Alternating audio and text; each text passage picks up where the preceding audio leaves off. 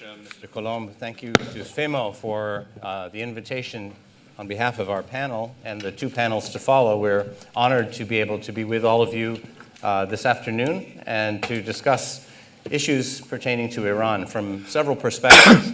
This first panel is a broad discussion, an open-ended discussion of policy toward Iran. And I want to be creative and ask our panelists a little bit about Iran's policy as we have perceived it toward all of us, whether it's the European views, Canadian views, American views. I am joined by an extremely distinguished group of well-known, notable political and policy experts. And I'm going to start from my right, your left. We have John Baird, the former Foreign Minister of Canada. We have former Senator Joseph Lieberman, former vice presidential candidate. We have Ambassador Robert Joseph, the former Undersecretary of State and Special Envoy for Nuclear Nonproliferation, one of America's leading experts on nuclear policy issues.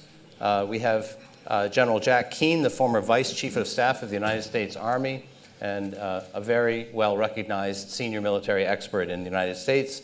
And our friend Bruno Tertrais, the Deputy Director of the Fondation pour la Recherche Stratégique de France. So we're very pleased to have all of you. I think we should perhaps just start from one side to the other with Minister Baird and invite each of our panelists simply to reflect on where we stand today in the middle of 2017.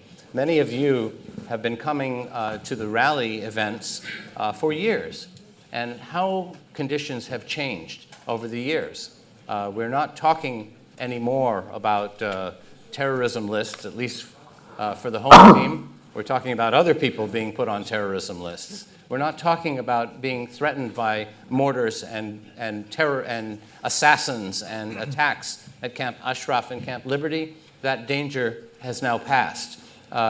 We are talking about the vulnerability of the regime in Iran. So the conversation has shifted quite a bit.